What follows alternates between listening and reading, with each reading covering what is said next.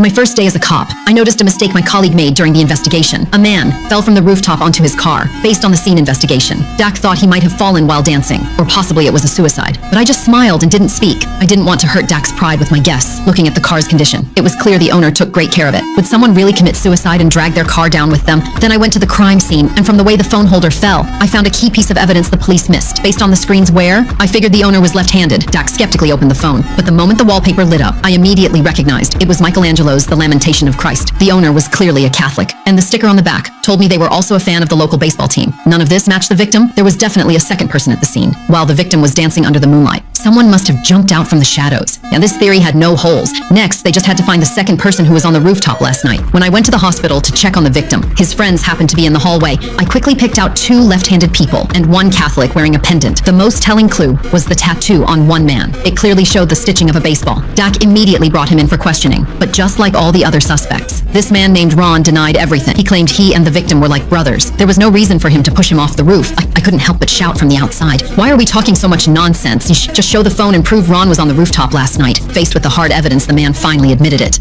but still denied pushing the victim. He said they were practicing dance when suddenly a shadow appeared and pushed his friend. There was no proof for that statement, so the police didn't buy it. The surveillance only caught the car entering the alley. It couldn't prove how many people were at the scene. I looked at the pile of files in my hands, and my mind started racing. Just when everyone thought there was no third party, I came up with a different theory, but before sharing it, I needed to check that smashed up car. The investigation report showed the police found some paint in the trunk, but since the victim worked as a car repair shop painter, they ignored this clue. I, however, had a theory. What if the third person hid in the trunk? That way they could avoid the cameras and follow the victim into the scene. Dak immediately disagreed. Even though the car was from the last century, it had been modified and the trunk's security was better than most luxury cars. Even if the killer got in, they couldn't get out. I smiled slightly and decided to get in the trunk myself to demonstrate.